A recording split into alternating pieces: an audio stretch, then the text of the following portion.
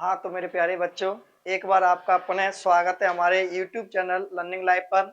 आज मैं फिजिक्स के आपके लिए सबसे महत्वपूर्ण व्यंजक निकाल के लाया हूँ और आशा करते हैं कि ये व्यंजक आपकी परीक्षा में बहुत ही कारगर सिद्ध होंगे। हम समय ना लेते हुए आज सबसे महत्वपूर्ण 4 व्यंजक अपन पढ़ने वाले हैं। सबसे पहले हम पढ़ते हैं अवतल गोलीय पृष्ठ के लिए अपवर्तन सूत्र। बच्चों, हम 2 प्रकार के अपवर्तन सूत्र यहाँ पर गोलीय पृष्ठों से पढ़ते हैं। उत्तल गोलीय पृष्ठ के लिए अपवर्तन सूत्र और अवतल गोलीय पृष्ठ के लिए अपवर्तन सूत्र। दोनों ही बहुत ही इंपॉर्टेंट व्यंजक हैं। आज अपन डिटेल में इन दोनों को समझने के लिए और व्यंजक व्युत्पत्ति करने का प्रयास करते हैं, जुड़ते हैं। ये हमारे पास चित्र प्रदर्शित है।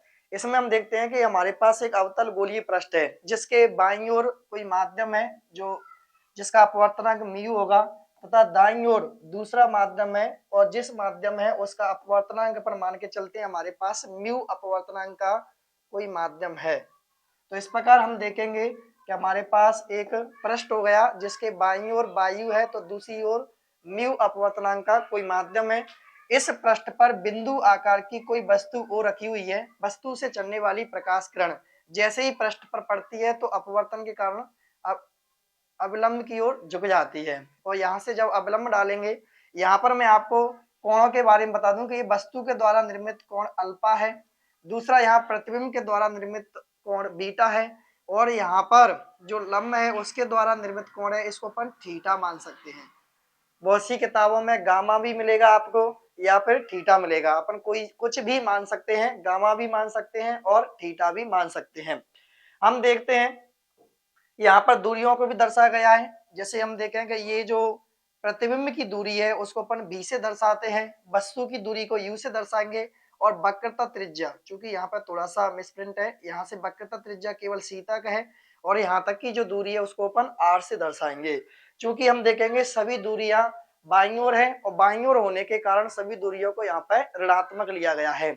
अब हम समझते हैं, जैसे हम जानते हैं कि जब कोई प्रकाश किरण एक माध्यम से दूसरे माध्यम में प्रवेश करती है तो पहले माध्यम के सापेक्ष दूसरे माध्यम का एक निश्चित अनुपात होता है जिसे माध्यम का अपवर्तनांक कहते हैं, और इस अपवर्तनांक को हम निकालते हैं स्नेल के नियम से। यदि हम देख रहे हैं कि जब प्रकाश किरण यहाँ पर लिखेंगे, जब प्रकाश किरण किसी एक माध्यम मतलब वायु से जा रही है कहीं में किसी माध्यम में, तो वायु से माध्यम में प्रवेश करे,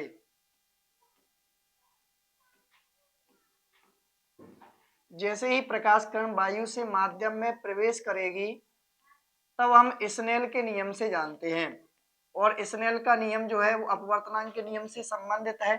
स्नेल का नियम बताता है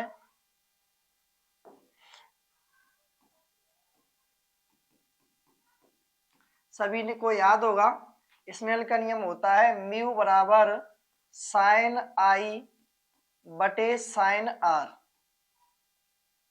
यहां पर अपन देखें यदि आई और आर के मान अल्प हों, यदि आई और आर के मान अल्प हो तो दोनों ही मानों को यदि हम अल्प माने तो अल्प होने की स्थिति में हम इनको आर के फॉर्म में मानेंगे। मतलब यदि अल्प होंगे तो हम मानेंगे कि जो जहां पर साइन आई है उसको अपन आई मानेंगे, तथा जो साइन आर है उसे हम मानेंगे केवल आर। फिर यहाँ पर जैसे ही मान रखेंगे तो हम देखेंगे साइन आई के स्थान पर यदि हम आई लिख दें, साइन आर के स्थान पर लिख देंगे आर। जब इनका तिर्यक गुणा किया जाएगा तो आई बराबर हमारे पास हो जाएगा म्यू आर। इसको समीकरण अपन 1 दे। ये अभी हमने केवल स्नेल का जो नियम है उसी को थोड़ा सा रूप में दिया है। जैसे हम जानते हैं स्नेल का नियम बताता है म्यू बराबर साइन आई बटे साइन आर। यदि हम देखें आई और आर के मान अल्प होंगे तो साइन आई को हम आई मानेंगे तथा साइन आर को अपन आर मान सकते हैं।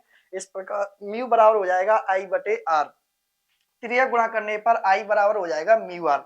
अब हम देखेंगे यहाँ पर जो हमें त्रिभुज दिखेंगे उन त्रिभुजों में हम आई और आर के कोणों की गणना करेंगे।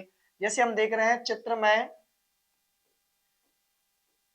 में पहले हम देखें आई कोण कहाँ पे बन रहा है। हम जानते हैं आपतित किरण और अविलंब के बीच का जो कोण है उसे हम बोलेंगे आई। तो आई जो कोण है वो ओ एम और सी के बीच बन रहा है। OMC में जब आई कोण क्या है तो हम देखें अल्फा आई और जो बाहर का कोण थीटा मिलाकर के हमारे पास बनेंगे, मतलब त्रिभुज हमारे पास है OMC में। हम जानते हैं किसी त्रिभुज में अंतः कोणों का जो योग होता है वह हमेशा बहिष्क कोण के बराबर होता है, अर्थात अंतः कोण क्या है अल्फा और आई का मान बराबर है थीटा के। तो हम यहाँ पर लिख देंगे अल्फा प्लस आई बराबर क्या हो जाएगा हमारे पास थीटा के बराबर हो जाएगा। यहाँ से हम आई बराबर जब निकालेंगे तो हम जानते हैं अल्फा इधर प्लस में है तो इधर जाके माइनस में हो जाएगा, तो आई बराबर हो जाएगा थीटा माइनस के अल्फा। इसी प्रकार हम दूसरे तरीके में पुनः देखेंगे आर जो कोण बनना है, आर कोण कैसे बनना है तो आई एम और सी में बनना है। पुनः हम देखेंगे पुनः त्रिभुज आई एम सी में, आईएमसी में पुनः हम देखेंगे तो अंतः कोणों का योग बहिष्ठ कोण के बराबर होगा। अंदर कौन कौन से कोण बन रहे हैं तो बीटा और आर दोनों कोण है, इनका मान के बराबर है थीटा के। तो यहाँ पे हम देखेंगे बीटा प्लस आर बराबर थीटा, अर्थात यहाँ से हम आर बराबर निकालेंगे तो हमारे पास बन जाएगा थीटा माइनस के बीटा। अब हम क्या करेंगे मेरे प्यारे बच्चों कि जहां पर अल्फा जो आई और आर के मान अभी हमने निकाले हैं उन दोनों मानों को हम समीकरण 1 में रख देंगे और आगे लिखेंगे भी आई और आर के मान समीकरण 1 में रखने पर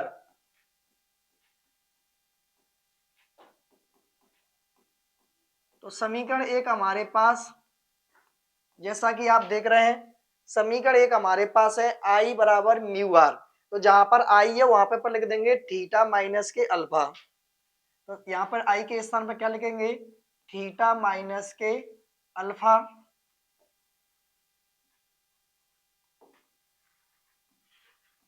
आई बराबर म्यू, तो म्यू लिख दिया। अब जो आर है जैसा कि हम देख पा रहे हैं आर है, आर का मान अभी हमने क्या निकाला है थीटा माइनस बीटा, तो जहां पर आर है उसके स्थान पर लिख देंगे थीटा माइनस के बीटा। तो ये तो हमने समीकरण 1 में आई और आर के मान रख दिए हैं। अब हम जानते हैं यहां से हम इसको समीकरण हम 2 दे दें और एक परिभाषा छोटी सी जानते हैं कि चूंकि हम जानते हैं कोण बराबर, कोण की परिभाषा है कि कोण बराबर होता है चाप बटे त्रिज्या, तो यहाँ पर हम कोण बराबर चाप बटे त्रिज्या से इन्हें सॉल्व करेंगे, सभी कोणों के मान निकालेंगे। सबसे पहले हम थीटा का मान निकालें, तो चित्र में हम देखेंगे जैसा कि देखें प्यारे बच्चों चित्र में यदि थीटा कोण है तो सभी के लिए कोण चाप क्या है हमारे पास एम और पी, त्रिज्या क्या है तो सी और पी के बीच की दूरी। तो इस प्रकार हम थीटा का मान जब निकालेंगे तो थीटा बराबर हमारे पास हो जाएगा चाप एम पी बटे त्रिज्या हमारे पास सी पी। उसी प्रकार हम अल्फा निकालेंगे तो अल्फा के लिए भी हम देखेंगे चाप हमारे पास एम पी रहेगा, लेकिन हम देखें कि अल्फा कोण कहाँ पर बनना है, हम देखेंगे अल्फा कोण हमारे पास जो चाप है अल्फा का वो तो एम पी रहेगा, लेकिन त्रिज्या दूरी ओ से पी की कोण है हमारे पास अल्फा। उसी प्रकार जब बीटा की बात आएगी तो बीटा बराबर हम देखेंगे चाप यही बनेगा हमारे पास एम पी, लेकिन त्रिज्या क्या रहेगी आई से पी की दूरी। तो इस प्रकार हम रखेंगे अल्फा बराबर क्या हो गया एम पी बटे ओपी। उसी प्रकार बीटा बराबर हमारे पास हो जाएगा एम पी बटे आई पी। तो इस प्रकार हमने सभी कोणों के मान निकाल लिए बच्चों, थीटा अल्फा और बीटा के। ये सभी मान अपन समीकरण 2 में रखेंगे, हम लिखेंगे थीटा अल्फा और बीटा के मान समीकरण 2 में रखने पर, समीकरण 2 में मान रखें तो हमारे पास ये हो जाएगा जैसे हम जानते हैं थीटा, तो थीटा का मान हमारे पास है एम पी बटे C P minus alpha, alpha के स्थान पे हम लिखेंगे एम पी माइनस के ओ पी बराबर हमारे पास है म्यू। इसके बाद में थीटा का मान पुनः अपन रखेंगे तो एम पी बटे सी पी माइनस बीटा, तो बीटा के स्थान पे अपन रखेंगे एम पी बटे आई पी। अब हम देखेंगे इन सभी में दोनों में एम पी कॉमन मिल रहा है, तो यहाँ से हम एम पी कॉमन लेंगे तो यहाँ पे हमारे पास बचेगा 1 बटे सी पी माइनस इधर बचा 1 बटे ओ पी बराबर म्यू। इंटू यहाँ पे भी हम एम पी कॉमन लेंगे तो यहाँ पे हमारे पास बचेगा 1/CP माइनस 1/IP। यहाँ हम देखेंगे बच्चों एमपी से एमपी आपस में कट जाएगा क्योंकि बटे में आएगा इधर आके। अब जो शेष बचे हुए हैं उन सब में हम चित्र के माध्यम से दूरी रखेंगे। पहले हम लिख लेते हैं बचा क्या है, तो 1/CP माइनस बचा हुआ है 1/OP बराबर इधर है म्यू 1/CP माइनस 1/IP। अब चित्र के माध्यम से सभी दूरियों को रखें। जैसा कि हम देखें चित्र में हम देखेंगे सीपी की दूरी क्या है, तो हमारे पास आर है। यदि आई और पी की दूरी है तो माइनस के बी है, और ओ और पी की दूरी है हमारे पास माइनस के यू। तो सभी दूरियों को रखते जाएंगे बच्चों। यहां हम देखें 1/CP, तो यहाँ पे अपन मान रखेंगे सीपी त्रिज्या है तो 1/CP का मान हो जाएगा माइनस के आर। तो यहाँ पे हमारे पास हो गया 1/माइनस के आर माइनस ओपी, वो वस्तु की दूरी है तो माइनस के यू हो जाएगा बराबर म्यू। यहाँ पे हम पुनः देखेंगे 1/CP है तो माइनस के 1/R हो गया माइनस 1/IP। आई मतलब यहाँ पे प्रतिबिंब की दूरी है और प्रतिबिंब की दूरी चित्र में देखेंगे तो माइनस के B है। इनको हम सॉल्व करेंगे माइनस के 1/R प्लस के 1/U बराबर म्यू का गुणा करेंगे तो माइनस के म्यू बटे आर और प्लस हमारे पास हो जाएगा म्यू बटे भी। ये माइनस माइनस का गुणा करके प्लस हो गया है। अब हम देखेंगे कि यू और भी को एक साइड में ले जाएं, आर और आर को एक साइड में ले जाएंगे। हम देखेंगे माइनस के 1/R इनको ले जाएंगे तो प्लस के हो जाएंगे म्यू बटे आर बराबर यहाँ हम देखें म्यू बटे भी माइनस के उधर से इधर लाएंगे तो 1/U हो जाएंगे। इनको भी हम आगे पीछे लिख सकते हैं प्लस में, तो इसको ऐसे भी लिख सकते हैं कि म्यू बटे आर माइनस के 1/R बराबर इसको हमारे पास हो जाएगा म्यू बटे भी माइनस 1/U। इन दोनों में मेरे प्यारे बच्चों एलसीएम आएगा आर, आर एलसीएम लेंगे तो ये बचेगा म्यू माइनस 1 बराबर म्यू बटे भी माइनस 1/U। तो ये था बच्चों अवतल गोलीय पृष्ठ के लिए अपवर्तन सूत्र। एक बार और थोड़ा सा जल्दी में हम एक बार और समझते हैं इसको शुरुआत दौर से। जैसे हम जानते हैं कि हमारे पास एक चित्र है जिसके बाईं ओर बिंदु आकार की कोई वस्तु है और वस्तु से जब कोई प्रकाश किरण चलती है पृष्ठ पर अपवर्तित होगी तो अपवर्तन के पश्चात अवलंब की ओर झुक करके सीधी चली जाएगी। जब हम लंब डालेंगे तो जिसको आगे जब बढ़ाया जाएगा जो झुकी हुई रेखा को वहां पर आई पे जाके मिलेगा जहां वस्तु का प्रतिबिंब कहलाएगा। लंब हमारे पास यहाँ पे सी पे मिलेगा। सभी दूरी यहाँ पे हम देखते हैं कि वस्तु के द्वारा जो निर्मित कोण है उसे हम अल्फा कहेंगे, प्रतिबिंब के द्वारा निर्मित कोण है उसे बीटा कहेंगे, और जो अवलंब के द्वारा कोण बनना है उसे हम थीटा कह रहे हैं। तथा सभी दूरियों को दर्शाते हैं जैसा कि आप जानते हैं वस्तु की दूरी को माइनस यू से दर्शाएंगे क्योंकि बाईं ओर होने के कारण सभी दूरियों को ऋणात्मक है। ये आई प्रतिबिंब है, प्रतिबिंब की दूरी को बी से दर्शाते हैं बाईं ओर होने के कारण माइनस के भी। इसी प्रकार त्रिज्या जो है उसको आर से दर्शाते हैं लेकिन बाईं ओर होने के कारण माइनस के आर हो जाएंगे। हम जानते हैं कि जब प्रकाश की किरण एक माध्यम से दूसरे माध्यम में जाएगी तो स्नेल के नियम के अनुसार इनके अपवर्तनांक निश्चित होंगे और अपवर्तनांक म्यू बराबर सूत्र होता है साइन आई बटे साइन आर। यदि हम देखें आई और आर के मान अल्प होंगे तो साइन आई बराबर आर आई हो जाएगा तथा साइन आर बराबर आर मानेंगे। यहाँ पर अपन साइन आई के स्थान पर आई और साइन आर के स्थान पर आर रख देंगे। जब त्रिया गुणा करेंगे तो आई बराबर हो जाएगा म्यू आर। इसको समीकरण 1 दें। हम यहाँ पर देखेंगे आई और आर के मान निकालेंगे चित्र के माध्यम से। हम देखेंगे चित्र में हमें दो त्रिभुज हैं ओ एम सी। त्रिभुज ओएमसी में हम देखें अंतः कोणों का जो योग है वो हमेशा बहिष्क कोण के बराबर होगा। अंतः कोण हमारे पास बन रहे हैं अल्फा और आई, इसका मान बराबर है थीटा के। देखें यहाँ पे ये अल्फा, ये जो पूरा कोण है ये हमारे पास आई है, इन दोनों का मान बाहर के कोण थीटा के बराबर है। इसी प्रकार दूसरा जो त्रिभुज है आई एम सी, इसमें देखें अंदर कौन कौन से कोण है, तो बीटा और आर अंदर है, बाहर क्या है थीटा। तो इस प्रकार हम देखें कि बीटा प्लस आर बराबर हो जाएगा थीटा। इन दोनों स्थितियों से आई और आर के मान निकाले। जो आई और आर के मान है वो समीकरण 1 में हमने रख दिए हैं। जैसे यहाँ पे आई का मान थीटा माइनस अल्फा म्यू और आर का मान थीटा माइनस बीटा। इसको समीकरण 2 दिया है। अब हम जानते हैं कि कोण बराबर होता है चाप बटे त्रिज्या, तो यहाँ से सभी कोणों के मान निकालेंगे।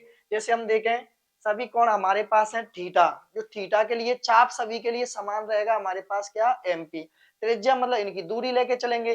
जैसे थीटा कोण बन रहा है इसका चाप क्या रहेगा एमपी, लेकिन दूरी क्या हो जाएगी सीपी। इसी प्रकार बीटा के लिए चाप तो एमपी है लेकिन दूरी क्या हो जाएगी आईपी। उसी प्रकार अल्फा के लिए चाप हमारे पास वही रहेगा एमपी लेकिन दूरी क्या हो जाएगी ओपी। तो इस प्रकार बच्चों हमने सभी दूरियां रख दी हैं, एमपी बटे सीपी, एमपी बटे ओपी, एमपी बटे आईपी। ये सभी मान थीटा अल्फा बीटा के समीकरण 2 में रख दिए हैं। समीकरण 2 में देखो जैसे यहाँ पे थीटा है तो थीटा का मान रखा एमपी बटे आई सीपी माइनस यहाँ पे अल्फा है तो अल्फा का मान रखा एमपी बटे ओपी बराबर म्यू। इसी प्रकार यहाँ पे भी मान रखा, जैसे देखें थीटा तो अभी देगा थीटा का मान एमपी बटे सीपी माइनस बीटा, बीटा का मान है एमपी बटे आईपी। दोनों में एमपी कॉमन आ रहा है, दोनों जगह से एमपी कॉमन लेके आपस में काट दिया।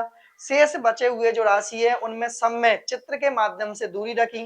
जैसे हम देखें सीपी तो देखो बच्चों चित्र में हम देखें सी और पी के बीच की दूरी माइनस आर है तो सीपी के स्थान पे माइनस आर रखा। जहां पर हमें आईपी दिख रहा है तो आई और पी के बीच की दूरी माइनस बी रखी है। जहां पर हमें ओपी दिख रहा है तो ओ और पी के बीच की दूरी माइनस के यू रखी है। सभी दूरियों को रखा और रखने के बाद मैंने गणितीय विधि से सॉल्व किया तो हमारे पास अवतल गोलीय पृष्ठ के लिए अपवर्तन सूत्र आ गया।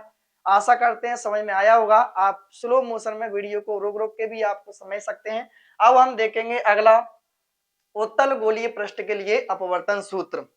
ये हमारे पास उत्तल गोलीय पृष्ठ प्रदर्शित है। इसमें भी उसी प्रकार है कि माना कि कोई बिंदु आकार की वस्तु ओ रखी हुई है और वस्तु से चलने वाली प्रकाश किरण जैसे ही पृष्ठ पे आएगी तो अविलंब की ओर झुक जाएगी और जैसे झुकेगी तो थोड़ा सा झुकाया इसको आगे बढ़ाया, जहां पर ये मिल रहा है वहां पर हमने वस्तु का अंतिम प्रतिबिंब बनाया है आई, अंतिम प्रतिबिंब आई है और यहाँ पर एक लंब डाला गया है एन और सी। यहाँ पे हम देखेंगे हमें पुनः के जो आपतित किरण है जैसे वस्तु ओ से चलने वाली किरण और अविलंब के बीच बनने वाला कोण आपतन कोण होगा जिसे अपन आई से दर्शाएंगे। इसमें भी यदि मैं बात करूंगा तो जो आई है वह त्रिभुज जो है हमारे पास एक त्रिभुज हमारे पास ए बनेगा ओ और यहाँ पर अपन ए दे रहे हैं ओ ए सी, अपन ने पहले एम माना था यहाँ पर ए मानना है तो ओ ए सी को मानेंगे और दूसरा जो त्रिभुज बनेगा हमारे पास वो इसी प्रकार मान लेंगे कि आई ए ओ। इन दोनों में हम एक ही लगाएंगे कि जो अंतः कोणों का जो मान होता है वह हमेशा बहिष्क कोण के बराबर होता है। चित्र समझ में आ रहा होगा। और सबसे पहले हम देखते हैं वही स्नेल के नियम से। स्नेल का नियम कहता है, स्नेल के नियम से, स्नेल का नियम कहता है कि म्यू बराबर होता है साइन आई बटे साइन आर। यदि हम देखें आई और आर के मान अल्प हो तो आई और आर के मान यदि अल्प होंगे, आर के मान अल्प हो तो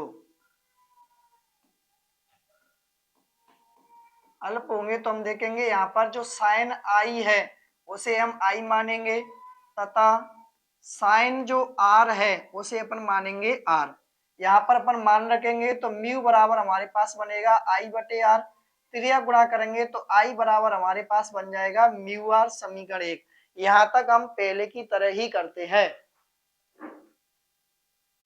ठीक है, सॉरी मतलब थोड़ा सा अपने चित्र में परिवर्तन किया, जैसा कि 12th क्लास के बच्चों की मानसिक अभिरुचि वहीं तक रहती है तो हमने सोचा कि चित्र में थोड़ा सा परिवर्तन किया जाए। जैसे ये चित्र हमने तुम्हारी ही किताब के अनुसार बना दिया। मान के चलते हैं ये हमारे पास उत्तल पृष्ठ है, ये बिंदु है जो ओ जिस पर बिंदु आकार की कोई वस्तु है और यहाँ से जैसे ही प्रकाश किरण आएगी तो अवतल पृष्ठ का झुक जाएगी ये, और इसका जो प्रतिबिंब बनेगा वो प्रतिबिंब हमारे पास जाकर के बनेगा आई पर। उसी प्रकार हम देखें ये ऐसे ही लंब डालेंगे तो ये लंब बन रहा है सी पर। जैसा कि हमने अवतल पृष्ठ में देखा था तो यहाँ पर कोण हमने थीटा माना था, मैंने बताया था कि हम थीटा भी मान सकते हैं और गामा भी मान सकते हैं। इस प्रकार हम देख गए कि वस्तु के द्वारा निर्मित कोण अल्फा, प्रतिबिंब के द्वारा निर्मित कोण बीटा और अवलंब के द्वारा कोण जो बनना है उसको गामा मान के चल रहे हैं। एक बार पुनः समझिए कि स्नेल के नियम से हम जानते हैं कि म्यू बराबर होता है साइन आई बटे साइन आर। यदि आई और आर के मान अल्प होंगे तो हमारे पास साइन आई बराबर आई तथा साइन आर बराबर आर होगा। तो म्यू बराबर हो जाएगा आई बटे आर। यहाँ से हम तिर्यक गुणा करेंगे तो आई बराबर हो जाएगा म्यू आर। पुनः अपन अवतल पृष्ठ की तरह दोनों ही त्रिभुजों में निकाल के आई और आर के मान निकालेंगे। हम देखेंगे इस बार त्रिभुज कौन सा है, ओ एम सी। इसमें अंतः कोणों का योग बहिष्कोण के बराबर होगा। अंतः कोण अल्फा प्लस गामा का मान आई के बराबर होगा। इसी प्रकार त्रिभुज हमारे पास है दूसरा आई एम सी। इसमें हम देखेंगे तो अंतः कोण हमारे पास कौन से, बीटा और अल्फा, इनका मान गामा के बराबर होगा। लेकिन हमें निकालना है आर, तो आर बराबर हो जाएगा गामा माइनस के बीटा। अब हम क्या करेंगे बच्चों के आई और आर के मान समीकरण एक में रख देंगे। जब आई और आर के मान समीकरण एक में रखेंगे तो हमारे पास आ जाएगा आई के स्थान पर अल्फा प्लस गामा। आई थोड़ा सा आई और आर के मान समीकरण एक में रखने पर, समीकरण एक में मान रखें, समीकरण एक हमारे पास है, एक बार मैं यहीं पर लिख देता हूं, आई बराबर म्यू आर, ये समीकरण एक है। तो आई का मान हम यहाँ पर रखेंगे, हमारे पास आई का मान निकल के आया म्यू आर। आई का मान यहाँ पे क्या निकल गया, अल्फा प्लस गामा। तो यहाँ पर हम लिख देंगे अल्फा प्लस गामा बराबर म्यू। अब हम रखेंगे आर का मान, तो आर का मान हमारे पास क्या निकल के आया है, आर का मान है गामा माइनस के बीटा। यहाँ लिख देंगे गामा माइनस के बीटा। इसको समीकरण हम दो माने। अब हम देखा था, हम एक परिभाषा पिछली बार भी हमने देखा था, हमारे पास हम जानते हैं कोण बराबर होता है चाप बटे त्रिज्या। तो कोण बराबर चाप बटे त्रिज्या से सभी कोणों के मान हम निकालेंगे। जैसे कि पहले हम अल्फा का निकालेंगे, तो अल्फा बराबर हम देखेंगे चित्र में, तो अल्फा जो दूरी है, चाप हमारे पास एमपी रहेगा, लेकिन अल्फा के लिए त्रिज्या हमारे पास क्या हो जाएगी, ओपी। उसी प्रकार हम बीटा के लिए निकालेंगे, चाप एमपी है लेकिन बीटा की दूरी क्या है, आईपी। उसी प्रकार हम गामा के लिए निकालेंगे, तो चाप हमारे पास एमपी रहेगा लेकिन दूरी क्या हो जाएगी, पीसी। तो इस प्रकार हम रखेंगे, तो अल्फा बराबर हमारे पास हो जाएगा एमपी बटे ओपी। उसी प्रकार हम बीटा बराबर निकालेंगे तो हमारे पास बनेगा एमपी बटे पी आई। इसी प्रकार हम गामा का कोण निकालेंगे तो हमारे पास बनेगा एमपी बटे पीसी। सभी मान अपन रखेंगे, ये है अल्फा प्लस गामा, अल्फा के स्थान पर रखेंगे तो एमपी बटे ओपी प्लस गामा, तो गामा का मान हमारे पास है एमपी बटे पीसी बराबर म्यू। यहाँ पे हम देखें गामा का मान हमारे पास क्या हो जाएगा, तो एमपी बटे पीसी माइनस बीटा, तो बीटा का मान हमारे पास है एमपी बटे पी आई। अब हम देखेंगे सभी में एमपी कॉमन आ रहा है, एमपी कॉमन लेंगे तो यहाँ से एक बटे ओपी प्लस एक बटे पीसी। इसी प्रकार म्यू बराबर में चल रहा है, सॉरी, तो हमारे पास चलेगा बराबर में म्यू। फिर हम एमपी कॉमन लेंगे तो हमारे पास यहाँ पे बचेगा एक बटे पीसी माइनस एक बटे पी आई। सिर्फ हमने पहले की तरह ही यहाँ से सभी जगह से एमपी कॉमन लिया, इसको काट दिया। अब जो बचा हुआ है उसको लिखेंगे तो एक बटे ओपी प्लस एक बटे पीसी बराबर म्यू। यहाँ पे हम देखें एक बटे पीसी माइनस एक बटे पी आई। अब हम क्या करेंगे कि चिन्ह परिपाटी के अनुसार चित्र में देख देख के सभी के मान रखेंगे।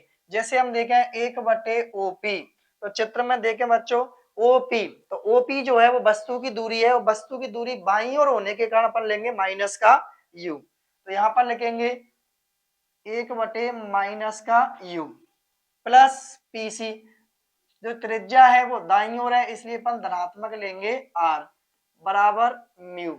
यहाँ हम देखेंगे एक बटे पीसी मतलब त्रिज्या है तो धन का आर लेंगे, माइनस एक बटे पी आई, आई जो है प्रतिबिंब की दूरी है, प्रतिबिंब दाईं ओर होने के कारण अपन धनात्मक लेंगे। आप चित्र में सभी दूरियों को स्पष्ट रूप से देख सकते हैं। अब हम इनका गुणा करके और गणितीय विधि के द्वारा सॉल्व करेंगे तो माइनस के एक बटे यू प्लस के एक बटे आर बराबर, इधर हम गुणा करेंगे म्यू का अंदर तो ये हो जाएगा म्यू बटे आर माइनस के म्यू बटे भी। आर को एक साइड में लेंगे, हमारे पास 1/r माइनस के म्यू बटे आर बराबर इधर है, तो ये हमारे पास हो जाएगा माइनस के म्यू बटे भी और प्लस के हो जाएंगे 1/u।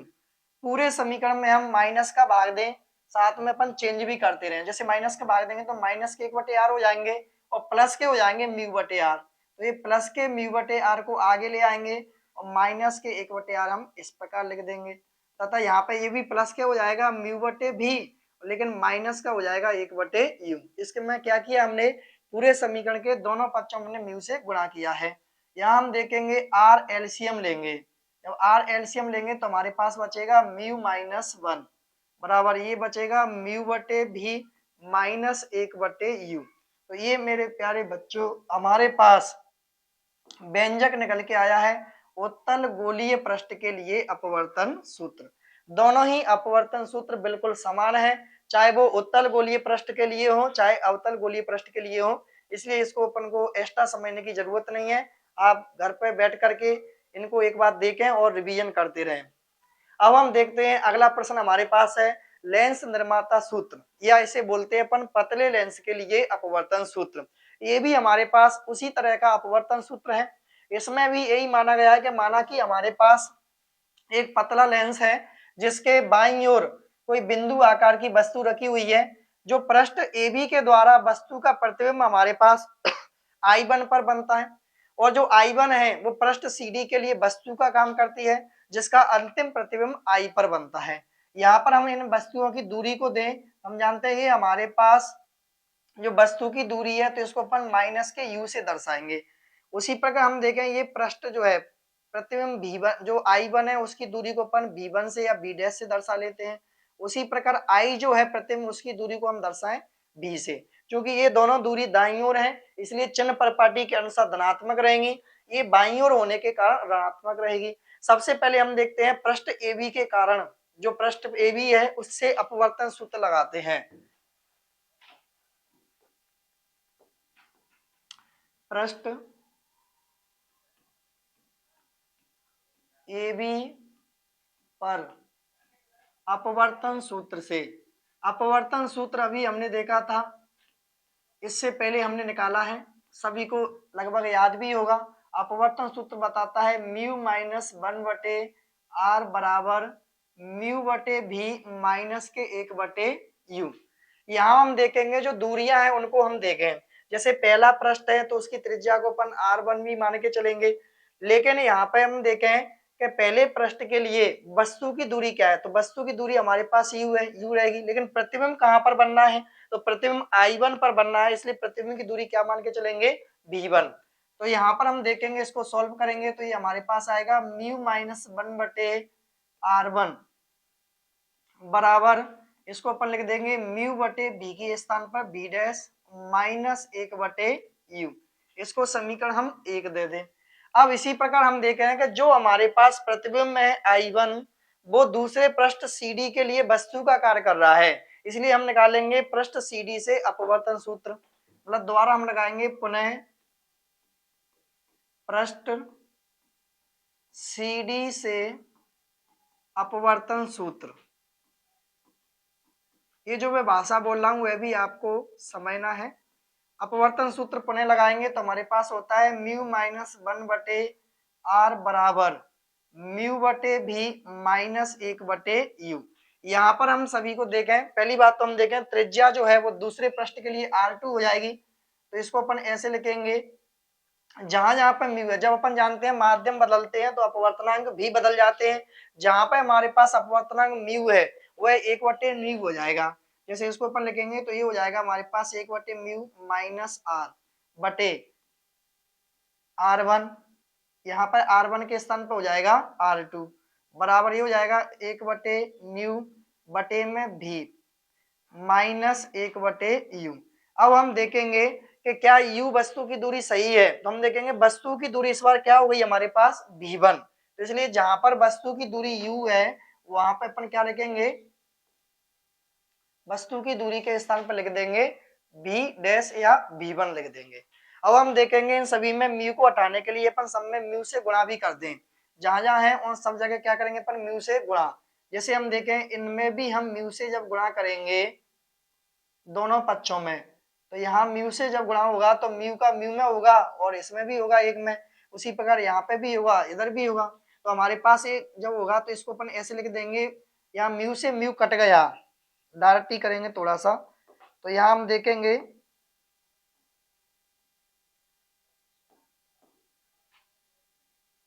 हमारे पास ये हो जाएगा 1 माइनस म्यू का गुणा करेंगे तो क्या हो गया म्यू बटे R2 बराबर, यहाँ पर अपन म्यू कटेगा तो ये हो जाएगा 1 बटे भी और माइनस ये हो जाएगा म्यू बटे बी डैश। इसको समीकरण हम माने 2।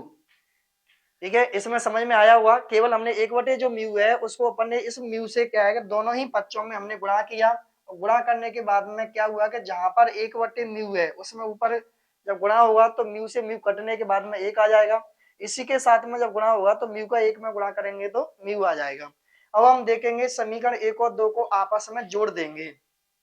समीकरण 1 को हम रखें म्यू माइनस बी 1 बटे R1, इसको एक बार समीकरण 1 को लिखें म्यू माइनस 1 बटे R1, इसमें हमें जोड़ना है समीकरण 2 को, तो समीकरण 2 का भी जो दूसरा पक्ष है वो हमारे पास क्या है 1 माइनस म्यू बटे R2, इसको लिख देंगे 1 माइनस म्यू बटे R2 बराबर, फिर हम देखें इधर तो हमारे पास ये है म्यू बटे V1 माइनस के 1 बटे U, इसको लिखें म्यू बटे भी डैश माइनस 1 बटे यू, और इसमें हमें जोड़ना है जो अगला पक्ष है इसका, वो हमारे पास क्या निकल के आया है, अगला पक्ष है 1 बटे भी माइनस म्यू बटे बी डैश, तो ये हम जोड़ के चलेंगे 1 बटे भी माइनस म्यू बटे बी डैश, ऐसे इन दोनों पक्षों को हम जोड़ेंगे।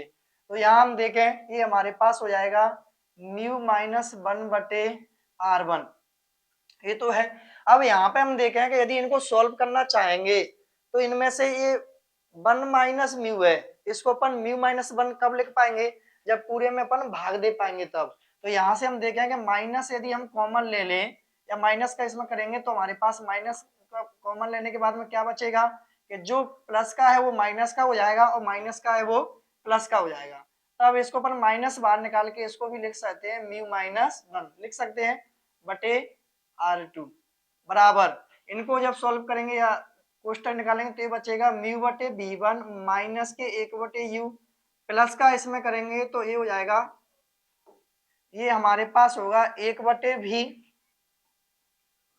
और माइनस का म्यू बटे V1।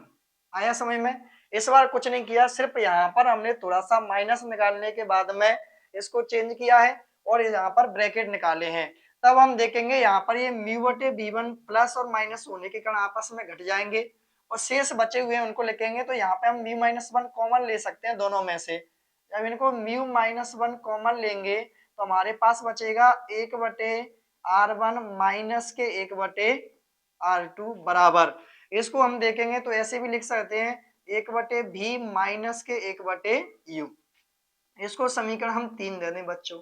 अब हम जानते हैं कि यदि हमारे पास वस्तु कहां पर रखी हो अनंत पर, यदि वस्तु अनंत पर हो तो उसका प्रतिबिंब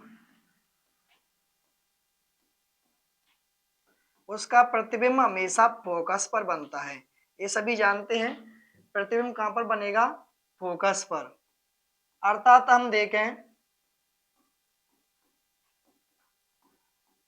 ये हमने एक लाइन लिखा है कि यदि वस्तु हमेशा जब वस्तु कहां पर रखी होगी अनंत पर तो उसका प्रतिबिंब हमेशा फोकस पर बनेगा, अर्थात हम लिख सकते हैं कि वस्तु u बराबर हमारे पास जब अनंत होगा तो v का जो मान है वो क्या हो जाएगा f हो जाएगा।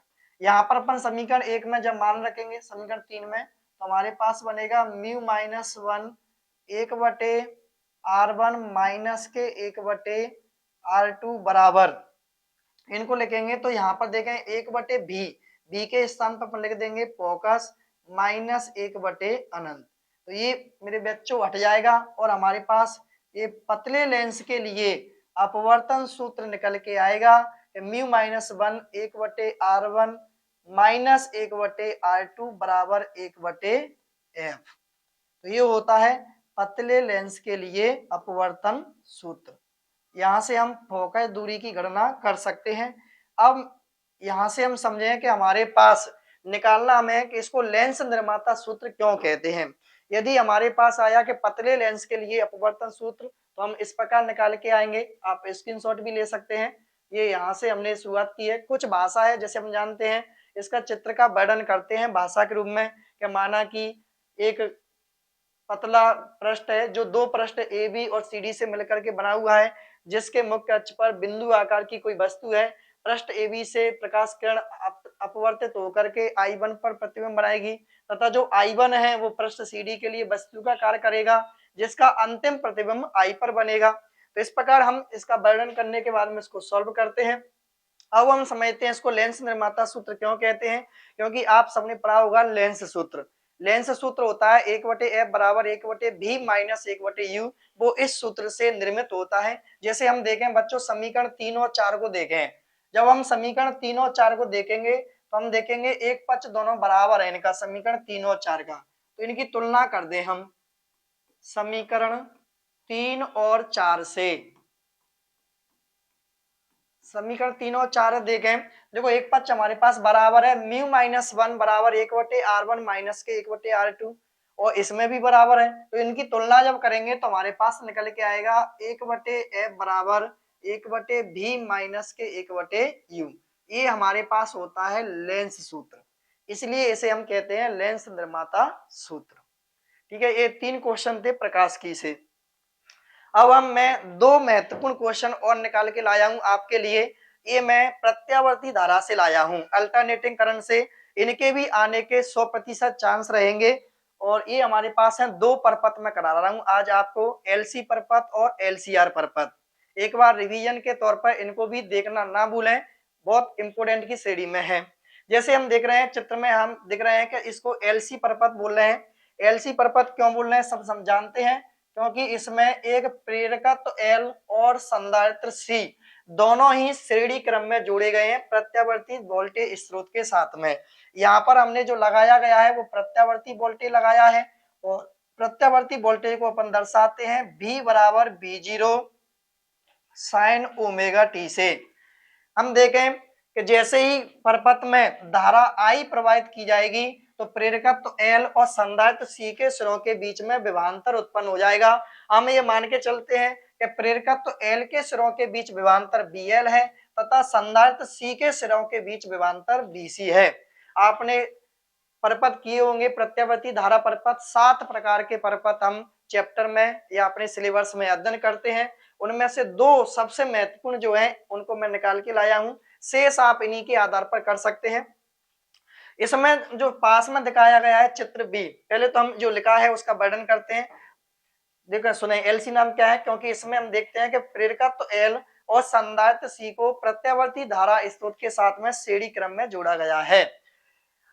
हम एक कॉमन बात प्रत्येक परपथ में लिखते हैं और यहाँ पर लिखेंगे कि माना कि किसी क्षण प्रत्यावर्ती वोल्टेज को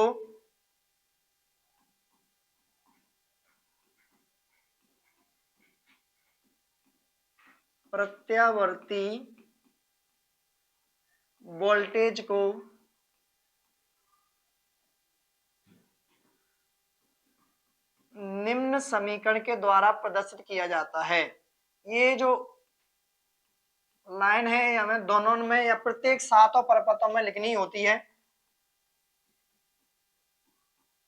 निम्न समीकरण के द्वारा प्रदर्शित किया जाता है और प्रत्यावर्ती वोल्टेज का समीकरण आप जानते हैं।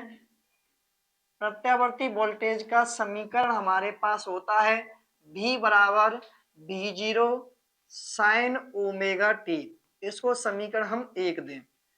बच्चों जो नए बच्चे देख रहे हैं उन्हें थोड़ा सा बता दें कि अभी केवल और केवल परीक्षा के उद्देश्य के आधार पर ये फर्स्ट क्लास में रिवीजन के तौर पर चला रहा हूं। जब इन्हें हम सिलेबस में पढ़ते हैं तो बारीकी से बहुत गहराई से अध्ययन करते हैं और एक ही बार में समझ में आ जाएगा, ये हमारा विश्वास है। अभी थोड़ा सा रिवीजन है इसलिए फास्ट है, जिन्होंने पहले से पढ़ा है उनकी समझ में बहुत जल्द आएगा ये। अब हम देखते हैं कि जब परपथ में धारा प्रवाहित की जाएगी तो प्रेरकत्व और संधारित्र दोनों के सिरों के बीच में विभवांतर उत्पन्न हो जाएगा। तो जब परपथ में धारा प्रवाहित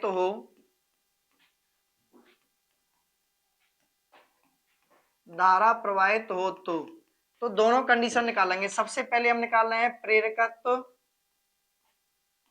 एल के सिरों के बीच विभवांतर,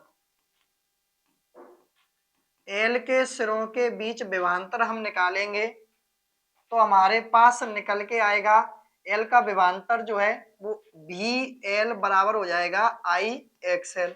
उसी प्रकार हम निकालेंगे संधारित्र या बोल सकते हैं धारिता, संधारित्र सी के सिरों के बीच विभवांतर,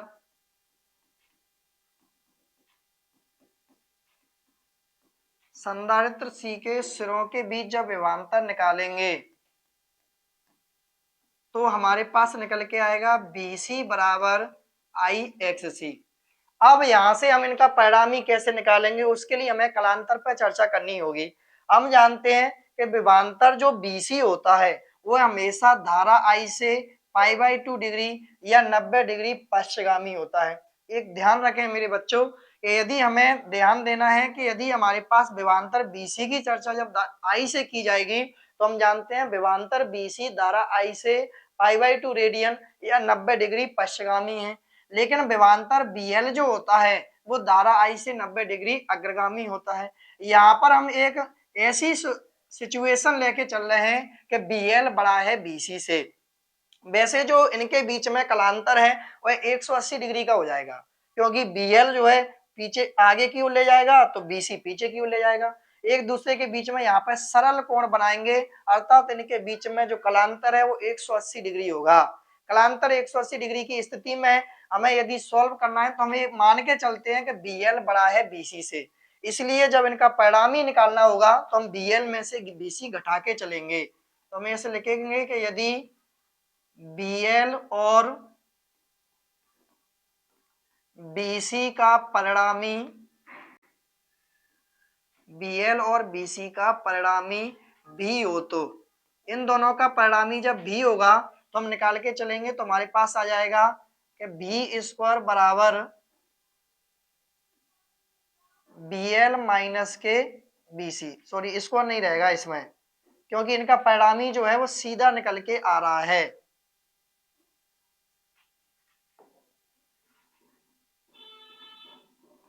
तो हमारे पास निकल के आएगा B बराबर क्या निकल के आएगा BL माइनस के BC।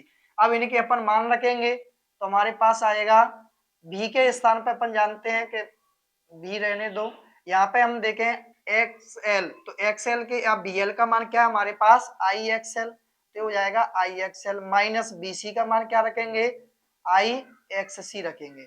इन दोनों में से हम I कॉमन लेंगे, जब I कॉमन लेंगे तो हमारे पास बचेगा XL माइनस के XC, XL माइनस के XC। I को बटे में ले जाएंगे तो V बटे I बराबर हो जाएगा XL माइनस के XC।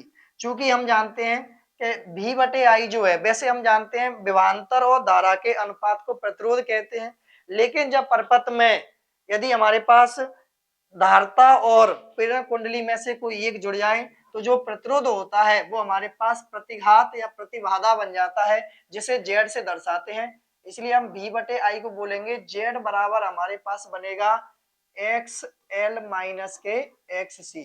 चूंकि हम जानते हैं कि जो XL का मान होता है XL बराबर होता है ओमेगा L तथा जो XC का मान होता है वो होता है 1 बटे ओमेगा C। इसलिए इन दोनों के मान रखेंगे तो हमारे पास Z बराबर बनेगा ओमेगा L माइनस के 1 बटे ओमेगा C। ये हमारे पास प्रतिबाधा के लिए सूत्र होता है LC परपथ में। बच्चों 2-3 चीजें हमें LC परपथ में निकालनी होती हैं।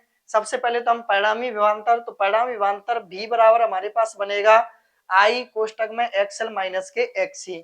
प्रतिबाधा है तो प्रतिबाधा Z बराबर हमारे पास है ओमेगा एल माइनस 1/ओमेगा सी। अगला हमारे पास निकल के आता है कलांतर क्या होगा। तो कलांतर की चर्चा हम चित्र के माध्यम से करते हैं। जैसे हम बोलते हैं कि जब एलसी परपथ होता है तो हम जानते हैं विभवांतर बीसी धारा आई से π/2 रेडियन पश्चगामी होता है तथा विभवांतर बीएल धारा आई से π/2 रेडियन अग्रगामी होता है। अतः विभवांतर बीएल और बीसी के बीच में 180 डिग्री का कलांतर होता है। ठीक है, तो इस प्रकार हम इनके बीच में कलांतर निकालते हैं। अगला हमारे पास आता है कला आरेख। कला आरेख का मतलब है कि इस प्रकार प्रवाहित होंगे, तो ये हम जानते हैं कि दोनों ही स्थितियों में समान रूप से प्रवाहित होंगे। लेकिन बच्चों एलसी परपथ में सबसे अधिक पूछे जाने वाली जो है वो है रेजोनेंस पोजीशन, अनुनाद की स्थिति को पूछा जाता है। पहले हम यहाँ से धारा आयाम के बारे में भी गणना करेंगे, फिर हम अनुनाद की स्थिति। अनुनाद की स्थिति केवल दो ही परपथों में होती है, एलसी परपथ में और एलसीआर परपथ में। अभी मैं निकालूंगा। सबसे पहले हम निकालते हैं धारा आयाम या प्रवाहित धारा। तो हम धारा की गणना करें तो हम जानते हैं धारा का सूत्र क्या होता है। तो इस परपथ में बहने वाली धारा को हम निम्न सूत्र से दर्शाएंगे। ये सूत्र हो जाएगा I बराबर I0 साइन ओमेगा टी। अब यहाँ पर हमें चित्र में पुनः देखना पड़ेगा। पुनः क्या देख रहे हैं कि हम BL माइनस BC मान के चल रहे हैं, मतलब BL को बड़ा मान के चल रहे हैं I से। तो धारा जो है वो पीछे है, विभवांतर कैसा है, आगे है। तो इसलिए हम I को घटा के मान के चलेंगे। मतलब हमारे पास कलांतर जब बनेगा तो धारा का सूत्र बनेगा I बराबर I0 sine omega T minus के फाइव। ये 5 रेडियन हम पीछे लेके चलते हैं। यदि हम निकालें कि धारा आयाम कितना होगा, धारा आयाम को I0 से दर्शाते हैं, तो धारा आयाम का सूत्र बनेगा V0 बटे Z। हम यहाँ पर प्रतिबाधा जो निकाली है हमने Z वहां से मान रख देंगे। तो I0 बराबर हमारे पास बनेगा V0 बटे ओमेगा एल माइनस 1/ओमेगा सी। तो ये हमारे पास निकल के आता है धारा आयाम। तो ये था बच्चों एलसी परपथ के लिए कुछ मुख्य तथ्य जो आपसे परीक्षा में पूछे जाते हैं और इन्हीं के आधार पर आप गणना करते हैं। अब हम देखते हैं कि यहाँ पर जो धारा आयाम है ना, इसको अनंत की पोजीशन में भी माना जाता है। क्यों माना जाता है तो यहाँ से हम आगे भी सॉल्व करेंगे। जैसे हम मान के चलते हैं कि अनुनाद की स्थिति तब उत्पन्न होगी जब एक्सएल का मान बराबर हो जाएगा एक्ससी के। अर्थात हम मान के चलें, अभी हम मान के चल रहे हैं कि एल बड़ा है सी से, लेकिन हम ये माने एल और सी बराबर है। जब एल और सी बराबर होंगे तो ये ओमेगा एल बराबर हो जाएगा 1/ओमेगा सी के।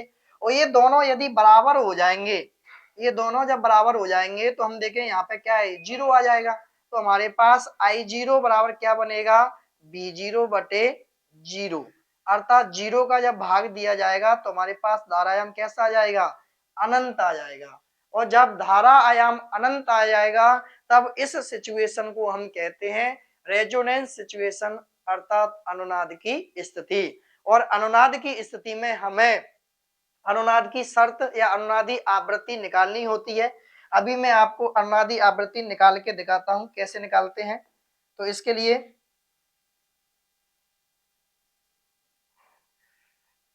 चलो यहाँ पे देखते हैं हम अनुनाद की स्थिति। देखो अनुनाद की स्थिति मैंने बताया कि जब हम निकलने कब आती है, धारा का मान जब धारा आयाम अनंत हो जाता है तब उस स्थिति को बोला जाता है अनुनाद की स्थिति। और धारा अनंत कब होगी, जब परपथ में हम देखते हैं कि एक्सएल और जो एक्ससी है बराबर हो जाए। अर्थात हम बोले कि दोनों ही विभवांतरों का मान समान हो जाएगा। हम एक मान के चलते हैं कि यदि हमारे पास BL जो है विभवांतर जो है प्रेरकत्व का वो विभवांतर धारता के बराबर हो जाए, तो ऐसी स्थिति में हम इनको सॉल्व करेंगे। तो हम जानते हैं कि BL बराबर BC, BL का मान जो विभवांतर है वो होता है IXL बराबर हो जाएंगे फिर IXC के। यहाँ हम देखें I से I कट जाएगा, अर्थात हमारे पास बचा XL बराबर XC। चूंकि हम और भी जानते हैं कि XL का जो मान होता है वह होता है ओमेगा एल और XC का मान होता है 1/ओमेगा सी। यहाँ से हम त्रिया गुणा करेंगे तो हम देखेंगे ओमेगा का ओमेगा में गुणा करेंगे ओमेगा स्क्वायर हो जाएगा, एल को इधर बटे में लाएंगे तो हमारे पास हो जाएगा LC। यहाँ से हम ओमेगा बराबर निकालेंगे तो रूट में पहुंच जाएगा 1/LC। यहाँ से हम जानते हैं कि एक का रूट निकालेंगे तो एक रूट से बाहर आ जाएगा रूट में अकेला क्या बचेगा, एलसी। चूंकि आप और भी जानते हैं कि जो ओमेगा है, ओमेगा का मान होता है 2 पाई न्यू। तो यहाँ पर ओमेगा है, वहां पे अपन लिख देंगे 2 पाई न्यू बराबर 1/रूट में एल सी। यहाँ से न्यू बराबर निकालेंगे तो 2 पाई जो है वो बटे में आ जाएगा, और इस प्रकार हमारे पास अनुनादी आवृत्ति का सूत्र निकल के आ गया, न्यू बराबर 1/2 पाई रूट में एल सी। ये था अनुनादी स्थिति और अनुनादी आवृत्ति के लिए व्यंजक। ये दोनों ही परपथों में पूछे जाने के चांस रहते हैं। ये दोनों परपथों के लिए लागू होता है, चाहे वो एलसी परपथ हो या फिर एलसी आर परपथ। आप इसका स्क्रीनशॉट भी ले सकते हैं, दोनों के लिए रहेगा और हमें आगे एलसीआर में कराने की आवश्यकता नहीं पड़ेगी। अब हम समझते हैं अगला और आज का लास्ट जो क्वेश्चन है वह है एलसीआर परपथ। सिर्फ मैं 5 क्वेश्चन करा के जाऊं और आप यदि इनको रिवीजन करेंगे तो 100% आपकी परीक्षा में बहुत ही कारगर सिद्ध होने वाले हैं। हम देखते हैं एलसीआर परपथ। जो सभी परपथ हैं वो प्रत्यावर्ती धारा परपथ हैं। इसमें हम देखेंगे, इसमें क्या है कि प्रेरकत्व एल, धारिता सी और प्रतिरोध आर तीनों को श्रेणी क्रम में जोड़ा गया है। श्रेणी क्रम में जोड़ करके प्रत्यावर्ती विभवांतर V बराबर V0 sin ओमेगा टी लगाया गया है। जैसे ही परपथ में धारा प्रवाहित होगी तो इन तीनों के मध्य में विभवांतर उत्पन्न हो जाएगा। जैसे हम देखेंगे प्रेरकत्व का विभवांतर जो है वो BL हो जाएगा, धारिता C का विभवांतर BC हो जाएगा और प्रतिरोध R का विभवांतर हो जाएगा BR। यहीं से पहले हम लिखते हैं, उसके बाद हम चर्चा करेंगे इनके कलांतर के ऊपर। अपन एक बार बार बोलते हैं कि एक लाइन तो हमें लिखना ही लिखना है जब शुरुआत करेंगे तब, कि माना कि किसी क्षण प्रत्यावर्ती वोल्टेज को निम्न समीकरण के द्वारा दर्शाया जाता है। ये अपन उसी में से लिख सकते हैं, प्रत्यावर्ती वोल्टेज को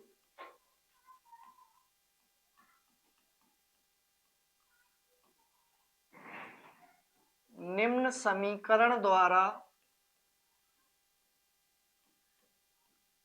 प्रदर्शित किया जाता है।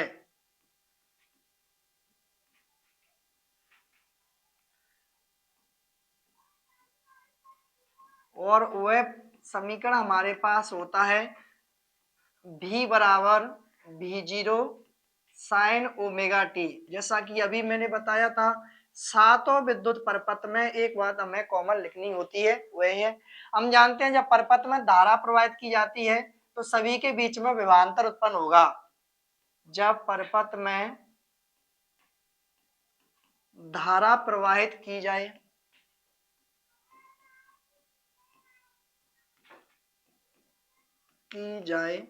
तब हम सभी का विभवांतर निकालेंगे।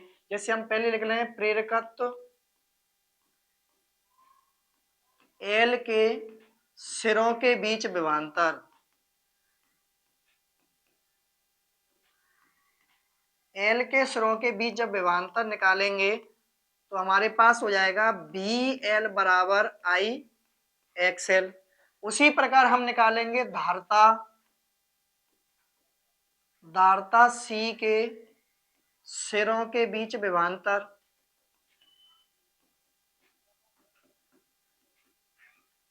सिरों के बीच विभवांतर भी सी बराबर हमारे पास हो जाएगा आई एक्स सी। इसी प्रकार हम निकालेंगे प्रतिरोध,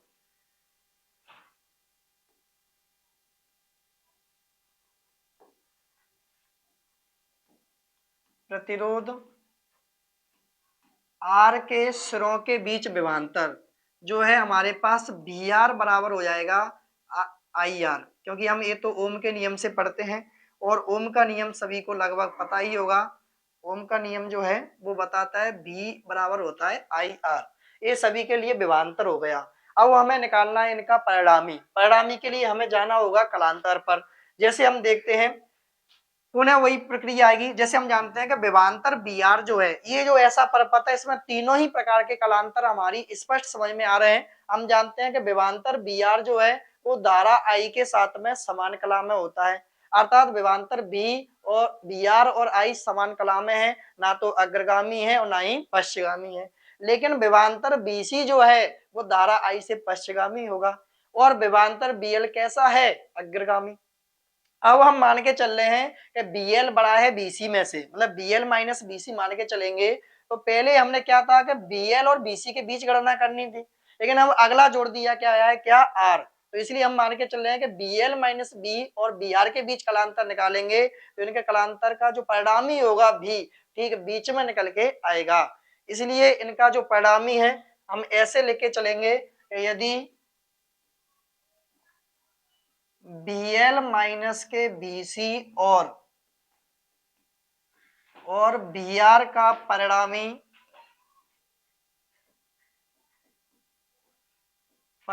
भी हो, तो इन दोनों का परिणामी जब भी होगा तो हमारे पास हो जाएगा भी का स्क्वायर। सिर्फ एक LC परपथ ऐसा है जिसमें वर्ग नहीं करना होता है, आपको मैं ट्रिक के रूप में बता रहा हूँ, बाकी सब में करते हैं। क्यों करते हैं मैंने बताया, कलांतर के आधार पर।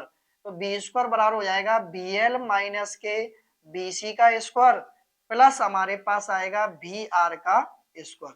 सभी के मान रखेंगे तो हमारे पास आएगा बी स्क्वायर बराबर, यहाँ हम रखेंगे IXL माइनस IXC का वर्ग प्लस यहाँ हो जाएगा IR का वर्ग। इन सब में हम देखेंगे तो सभी में आई स्क्वायर कॉमन आ रहा है, आई स्क्वायर कॉमन लेंगे, यहाँ पे बचेगा XL माइनस के XC का वर्ग प्लस यहाँ से भी आई स्क्वायर चला गया तो बचेगा R स्क्वायर। आई स्क्वायर को बटे में ले जाएंगे तो हमारे पास हो जाएगा ये बी स्क्वायर बटे आई स्क्वायर बराबर बचेगा क्या यहाँ पर, तो ये है XL माइनस के XC का वर्ग प्लस R का वर्ग।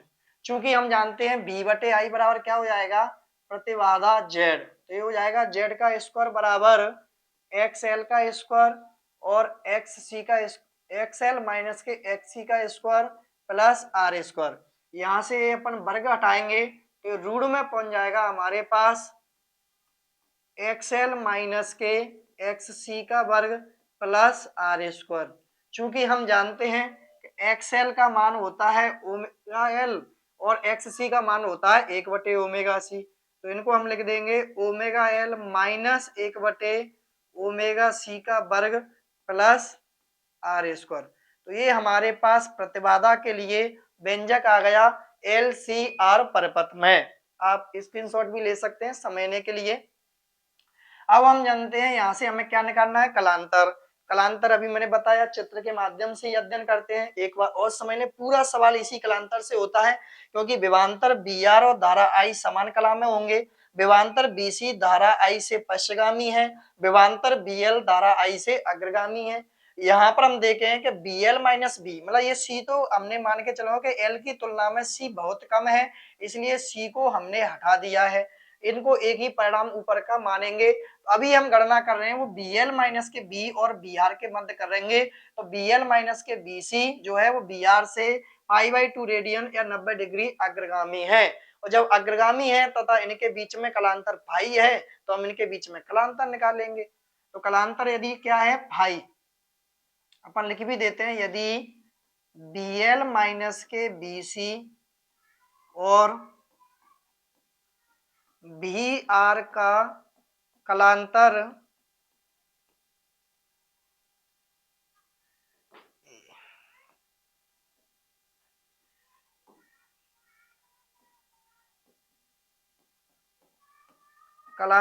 फाई हो, तो जब इनके बीच का कलांतर फाई होगा तो हम कलांतर निकालेंगे tan फाई, और tan फाई बराबर हमारे पास हो जाएगा, ये ऐसे ही आएगा BL माइनस के BC बटे BR, इन दोनों को एक ही मान के चलेंगे।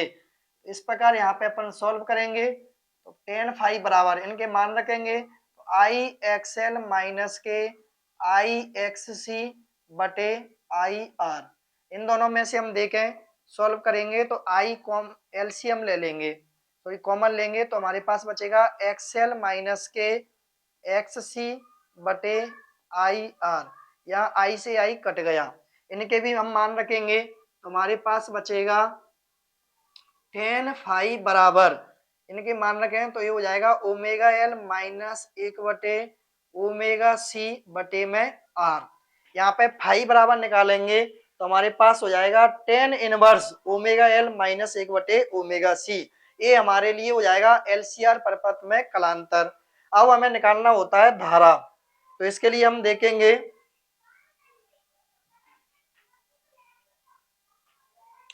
धारा के लिए सूत्र देखें तो हम जानते हैं इस परपथ में बहने वाली धारा जो है वो आई बराबर हम दर्शाएंगे आई जीरो साइन। अब इसमें भी देखें ओमेगा मतलब एक्सएल माइनस एक्सी, तो विभवांतर बीएल जो है वो बड़ा माना गया है बीआर से, तो इसलिए इसमें भी विभवांतर आ गया, तो धारा कैसे हो जाएगी पश्चगामी, अर्थात हो जाएगा ओमेगा टी माइनस के फाई। फिर हम निकालेंगे धारा आयाम।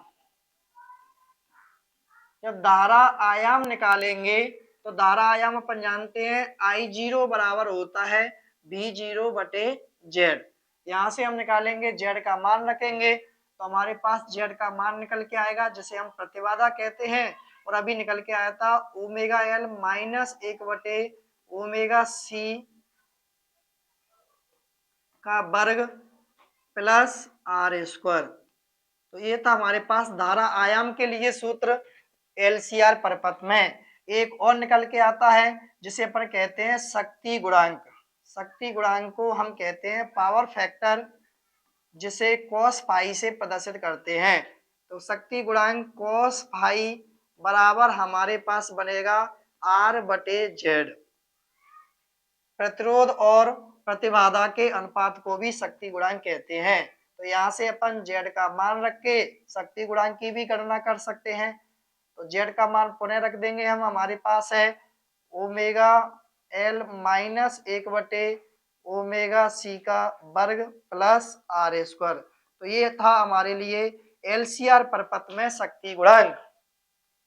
तो बच्चों ये थे हमारे पास। इसके बाद हम एलसीआर परपथ में एक और जो निकालते हैं और वो है हमारे पास क्या, एलसीआर परपथ के लिए अनुनाद की स्थिति, जो मैंने इससे पहले कराई है। तो ये 5 महत्वपूर्ण प्रश्न है, आप घर पे बैठ के रिवीजन करें और यहाँ से भी देख करके ये अधिक से अधिक कारगर सिद्ध हो। इसी आशा के साथ में आप जुड़े रहिए हमारे यूट्यूब लर्निंग लाइव चैनल पर। जय हिंद, जय भारत।